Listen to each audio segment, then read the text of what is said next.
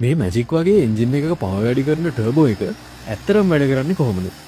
මම මේක සරලවම පැහැදිලි කරන්නම්. නෝමල් එන්ජින් එකක් වැඩ කරන්නේ අපි අවට ඇති වායු ගෝලයෙන් වාතය ඇදගෙන. හැබැයි මේ ක්‍රමයට වාතය ඇද ගැනීමට ලිමිට් එකක් තියෙනවා. මේක නිසා එන්ජින් එකේ පවර් එක ලිමිට් වෙලා තියෙනවා.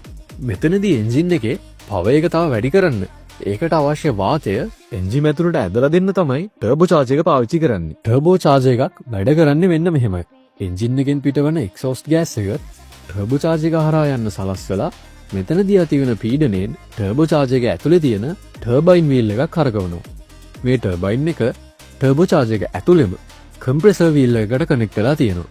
ඉතින් මේ ටර්බයින් එක කැරකෙන වේගයත් එක්කම මේ කම්ප්‍රෙසර් වීල් එක කැරකිලා වාතය වේගයෙන් සහ ලොකු පීඩනයකින් එන්ජින් එකට යවනවා. මේ පීඩනය නිසා ඇතිවෙන උෂ්ණත්වය පාලනය කරන්න මේ වාතය එන්ජින් එකට ඇතුල් වෙන්න කලින් ඉන්ටර්කූලර් එකක් හරහා යවනවා.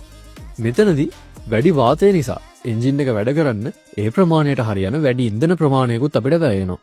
මේකෙන් වෙන්නේ සිලින්ඩර් එක ඇතුලේ දහන බලය වැඩි කරන එක. මේ නිසා එන්ජින් එකෙන් එළියට දෙන පවර් එකත් වැඩි වෙනවා. මේ ටර්බෝ චාර්ජර් එකෙන් ඇති කරන පීඩිත වාතයට අපි බූස්ට් කියලා කියනවා. මේ බූස්ට් එක අපි PSI හෝ බාර් කියන එකක වලින් මනිනවා. ඔන්න ඉතින් මේ වෙනකම් වීඩියෝ එක බලන් හිටපු අයට බෝනස් පොයින්ට්ස් ටික. මේ සවුන්ඩ් එක අහලා තියෙනවද බලන්න.